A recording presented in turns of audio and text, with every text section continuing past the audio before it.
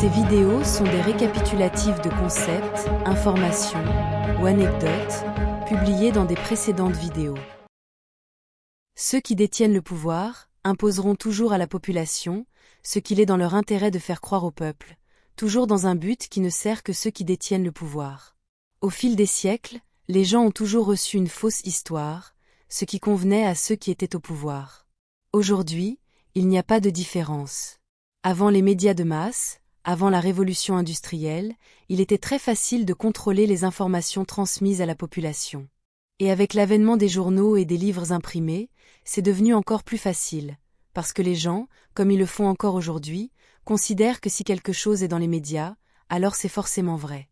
Ils tiennent pour acquis qu'il existe une sorte de mécanisme qui garantit l'acceptation, la véracité et l'exactitude de tout ce qui est partagé sur les plateformes médiatiques respectables. Les personnes au pouvoir imposent ce qu'elles veulent que les gens croient. Et c'est ce qui sera enregistré comme étant la vérité. Ensuite, comme je l'ai expliqué, le prochain oligarque au pouvoir peut tomber dans le même piège et croire ce que son prédécesseur a imposé comme étant la vérité. Mais ce problème, que j'ai également mentionné dans ma dernière vidéo, se produit principalement avec des personnes ayant un certain degré de pouvoir politique, mais à un niveau peu élevé. Mais je dois mentionner que les oligarques au sommet de la chaîne alimentaire en sont tout à fait conscients. Et c'est une autre raison pour laquelle ils ont inventé les sociétés secrètes, afin de conserver les vérités et les faits qui les servent, mais qui ne devraient pas être accessibles à la population générale, parce que cela irait à l'encontre de ceux au pouvoir. C'est une autre raison pour laquelle j'ai mentionné dans une vidéo précédente qu'il existe au moins deux sciences sur Terre, l'une pour le peuple et l'autre pour ceux qui sont au pouvoir. Et j'entends par là ceux qui occupent des postes vraiment très élevés. Ceux qui contrôlent les politiciens, officiellement nommés tels que les présidents, les premiers ministres et autres, qui ne sont en réalité que leur façade publique et leurs marionnettes. Ces présidents, premiers ministres et autres politiciens de rang inférieur seraient un bon exemple de ceux qui ont un certain pouvoir et qui croient encore au récit officiel, mais faux, que ceux qui sont au sommet imposent à l'ensemble de la population. Comme vous pouvez le constater, l'un des objectifs des sociétés secrètes est de préserver ce qu'elles appellent la vérité. Pourtant, ces deux-là tomberaient certainement dans le même type de mécanisme et de piège, et croiraient ce qui leur est imposé, par ceux qui sont encore plus haut placés qu'eux. Par exemple, la Fédération galactique contrôlerait et manipulerait également ce que les sociétés secrètes de la Terre peuvent considérer comme la vérité et les faits incontestables, tout comme elles le font avec les politiciens qui, à leur tour, agissent de la même manière avec la population en général. Pour aller plus loin dans l'analyse de ce problème, conserver la vérité et les faits n'est pas tout ce que font ceux qui détiennent le pouvoir au sein des sociétés secrètes.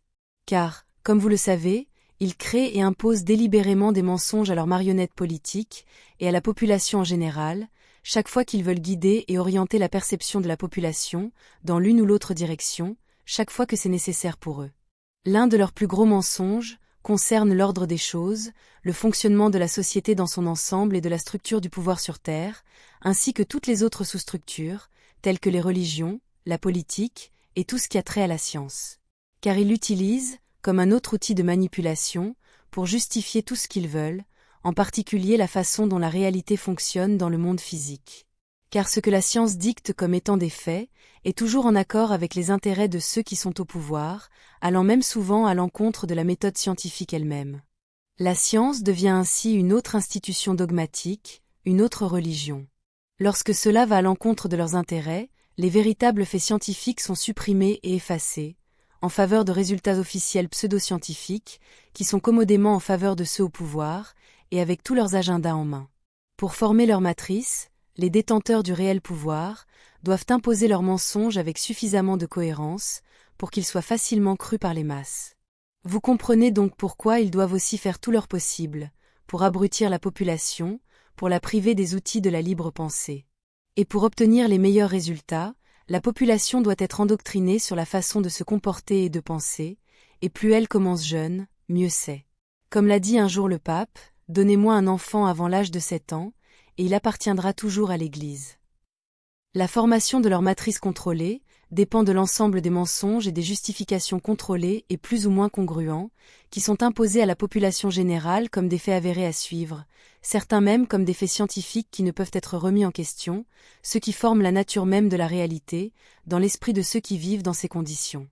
Le problème est que les mensonges resteront toujours des mensonges, et qu'ils ont tendance à s'effondrer. Par conséquent, ceux qui sont au pouvoir doivent constamment renforcer, rafistoler, et justifier leurs incohérences au fur et à mesure que le temps passe. Mais il arrive un moment où le fait de rafistoler et de justifier les mensonges par d'autres mensonges devient intenable, même pour ceux qui détiennent le véritable pouvoir, sur terre ou non. Et ces mensonges ont tendance à s'effondrer lorsque certaines personnes commencent à les comprendre comme tels, commencent à voir les incohérences et commencent à penser par elles-mêmes. Ce qui serait le cas des éveillés, des starcides, etc. Ensuite, ceux qui sont au pouvoir doivent trouver des excuses et des mécanismes pour renforcer les mensonges qu'ils ont imposés comme des vérités. Et l'un d'entre eux consiste à décrédibiliser et à ridiculiser ces quelques personnes éveillées, avant qu'elles n'influencent les autres en nombre suffisant pour causer de réels problèmes aux détenteurs du pouvoir.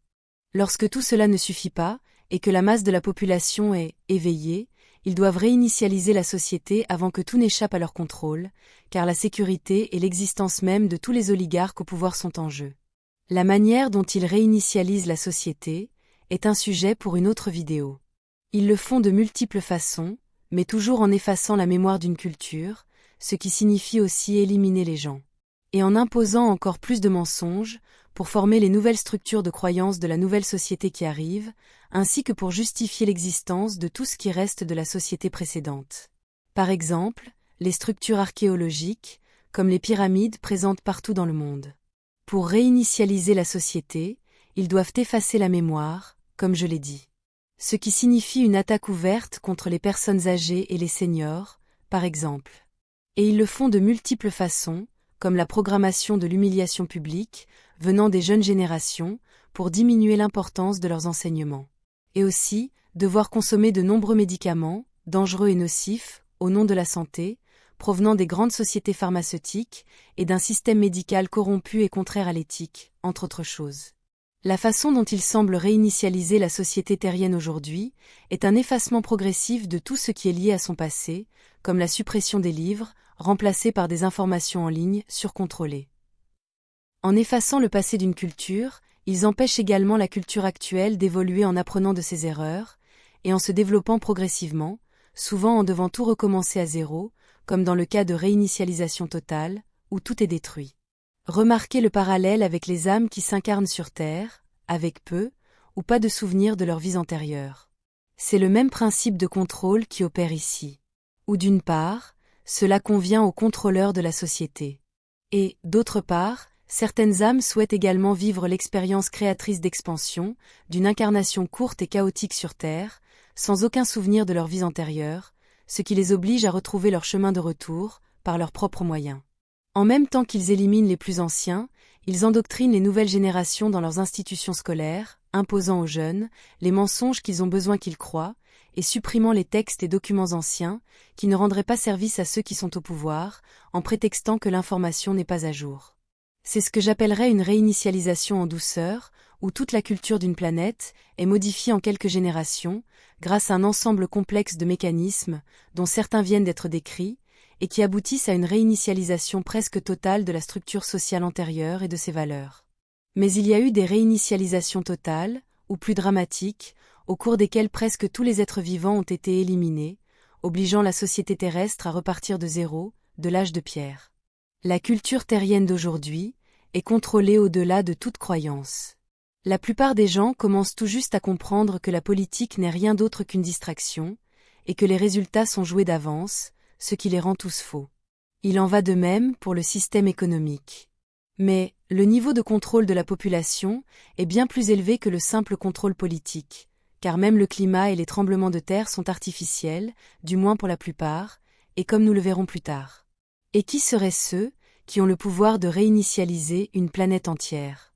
Bien que j'admette que les cataclysmes naturels existent, et qu'ils aient pu jouer un rôle important dans certaines réinitialisations sociétales dans le passé sur Terre. Mais en tant que responsable direct, je ne vois personne d'autre que la Fédération galactique. Merci d'avoir regardé ma vidéo, et j'espère vous voir ici la prochaine fois.